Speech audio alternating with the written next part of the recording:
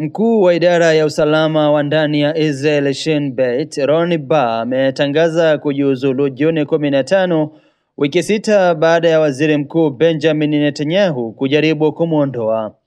Bar ataacha wadhifa wake takriban miezi 18 kabla ya muda wake wa mwisho ulioratibiwa, akikubali kuwajibika kwa sababu ya shirika lake aliloongoza Shin Bet kushindwa kuzuia shambulizi la Oktoba 7 mwaka 2023. Baada ya miaka 35 ya utumishi na kuruhusu utaratibu mzuri wa kuteua mrithi wa kudumu na mpito wa kitaaluma, nitamaliza majukumu yangu mnamo Juni 15 mwaka wa 2025, Bar alisema katika taarifa yake. Bar alikuwa mmoja wa wapatanishi wakuu wa Israeli katika mazungumzo ya kusitisha mapigano na kuachilia mateka.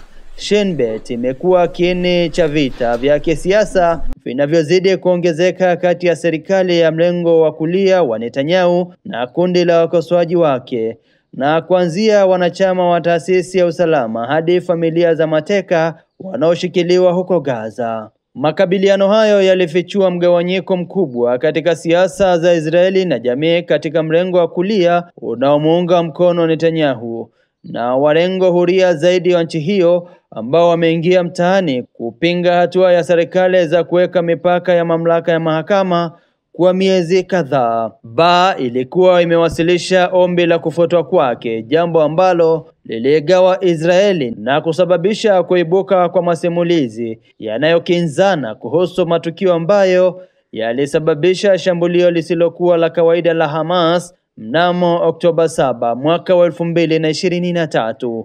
Hii ni TMC News Update kimataifa. Mimi ni Ronald Sonyo. Endelea kutufuatilia ili wa kwanza kupata taarifa zetu pindi tunapozipakia hewani.